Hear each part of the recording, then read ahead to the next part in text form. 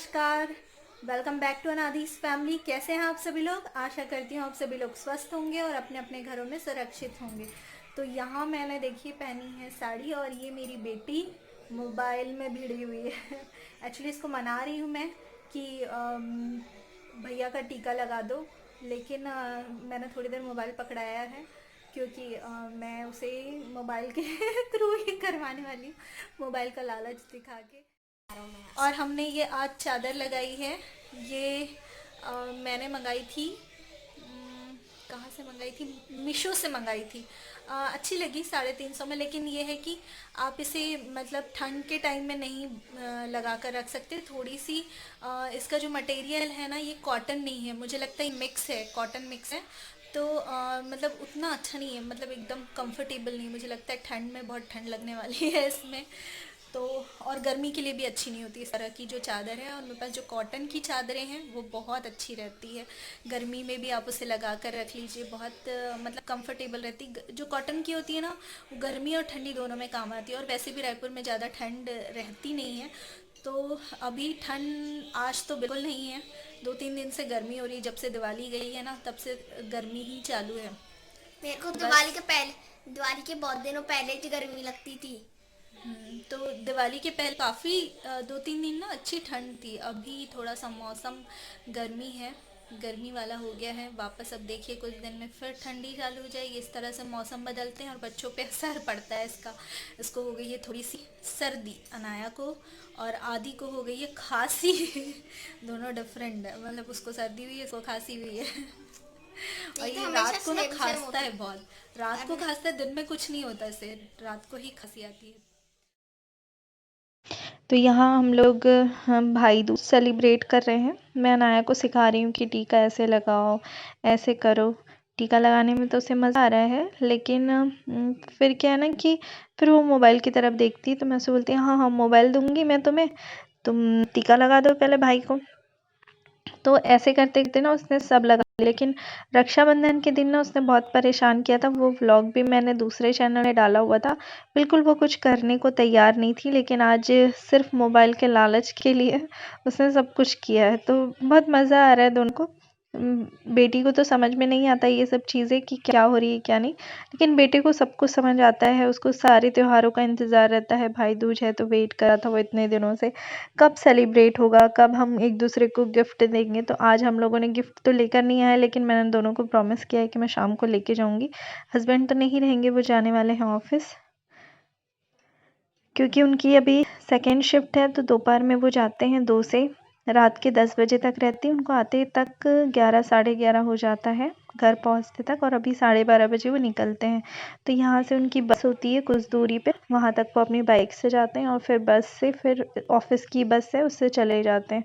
तो यहाँ मैंने भी टीका लगा दिया है, क्योंकि बच्चों का एक्साइटमेंट रहता है कि सब लगा दो। तो यहाँ मेरे हस्बैंड निकल चुके हैं अब, और मैं सारे काम निपटा चुकी थी। और यहाँ फिर मेरे सिर्फ कपड़े रह गए थे, तो वो कपड़े मैं लगा के चली जाती हूँ। ऑटोमेटिक है तो बस लगा दो, 1-2 घंटे में सारे वॉश हो जाते हैं। और मैं यहाँ कुछ कपड़े जो रखे हुए थे, मैंने उन्हें कल वॉश करे थे, क्योंकि कहीं जाना है तो बस उसी की तैयारी करनी है। तो मैंने वॉश करके अभी मैं फ़ोल्ड करके रख देती हूँ, जब समय मिलेगा तो मैंने आयरन कर देती हूँ। और ये जो मेरी बेटी है वो 2-3 बार आना जाना कर रही है, और लेकर आती है सिंदूर थाली से। थाली मैंने पूजा वाली थाली मैंने वहाँ रख दी थी डाइनिंग में, तो वहीं से बस वो लेकर आ रही है और अपने टेडी बियर को, मुझे सबको टीका लगा रही है।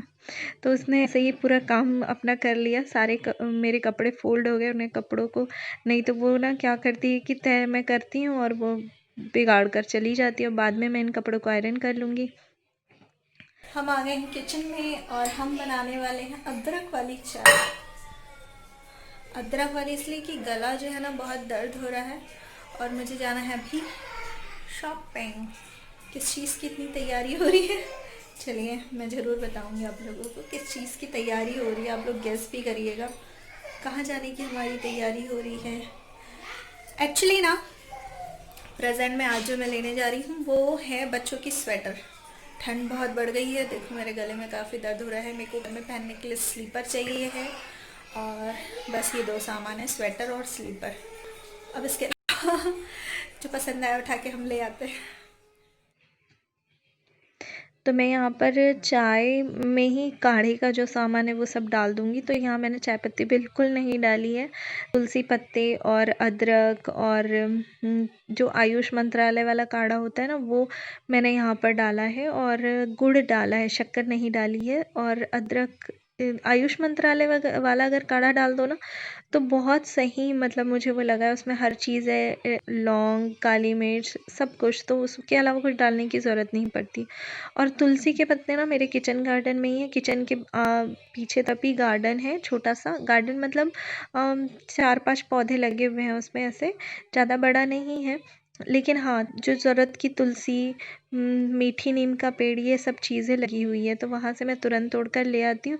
सामने जाने की ज़रूरत नहीं है। मैं पीछे का गार्डन भी किसी दिन दिखाऊंगी कैसा है। और सामने का गार्डन तो आप लोगों ने थोड़ा बहुत देखा ही है। अभी सब गार्डन में यही चल रहा है कि पेड़ पौधे लगाने वाला काम, क्योंकि अभी अभी गार्डन तैयार हुआ है। मिट्टी पहले थी नहीं वहाँ पर, हम लोग जब आए यहाँ पर तो मिट्टी हम लोगों ने डाले नहीं थे, क्योंकि मिट्टी नहीं मिल रही थी। तो अब मिट्टी विट्टी मिल गई है और हम लोगों ने गार्डन को बराबर कर दिया और थोड़े बहुत पौधे लगा दिए हैं। तो यहाँ मेरी काढ़ा भी तैयार हो गया है और मेरे बच्चों को मैंने तब तक बिस्किट वगैरह दे दी, क्योंकि फिर उनको भूख लग जाती है। खाना तो वो खाए थे, लेकिन बच्चों को बीच में भूख लगते रहती।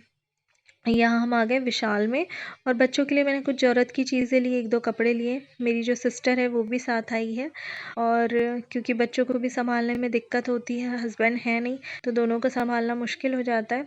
आदि तो थोड़ा सा समझ जाता है, लेकिन अनाया नहीं मानती है चीज़ें।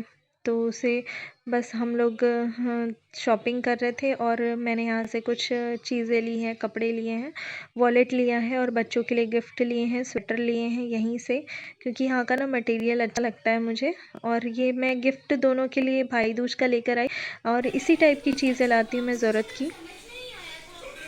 तो हम आ गए हैं घर में और देखिए विंडो से काफ़ी उजाला, और जब मैं इसके पास जाती हूँ ना, ऐसे ऐसे ऐसे, हाँ, अब देखिए मैं आप लोगों को नहीं दिखाई दे रही और ये विंडो में जो अंधेरा है वो दिखाई दे रहा है, और मैं जैसे ही कैमरा इधर करती हूँ तो मैजिक हो जा रहा है देखिए फिर से।